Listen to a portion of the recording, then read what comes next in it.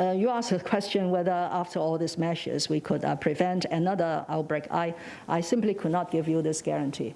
I doubt if any government leader could give that sort of a guarantee. Actually, right now, many places that have been able to contain the virus quite effectively are now being hit by a new wave, especially countries and places in this region. So I will only say that we will stay very vigilant. We will adjust our strategy.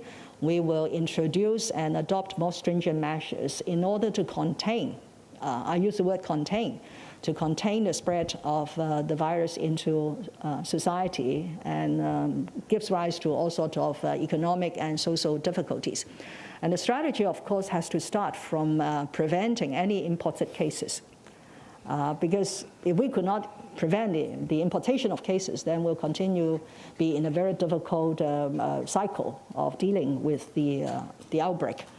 But according to the scientists, the incubation period is not absolute. While we said that 14 days is the normal period, so if we could isolate and quarantine every arrival for a period of 14 days, that would be good enough. Yes, but still, there will be cases that could have been missed because for certain individuals, the incubation period might be longer. It's beyond 14 days. We did have a few cases discovered in Hong Kong that have symptoms or were confirmed after a 14-day quarantine period. And that's why the additional measure that I'm announcing this morning is we will require those arrivals to do another test on the 19th day to make sure that this is better, but still, there's no absolute guarantee.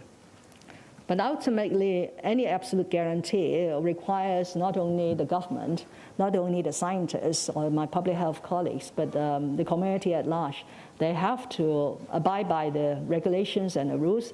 They have to follow our advice. Now, the advice is to stay home as far as possible.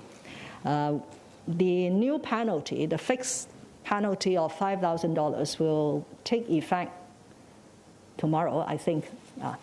But we really don't want to do it through the penalty side. We want to do it through civic mindedness, that everyone wants to help to contain this virus. So we don't need to send a lot of enforcement people down to the streets and to dish out these penalty tickets. But if we do need this as a deterrent, we will not shy away from raising the fine again, if need be, beyond the $5,000 in order to have that deterrent effect.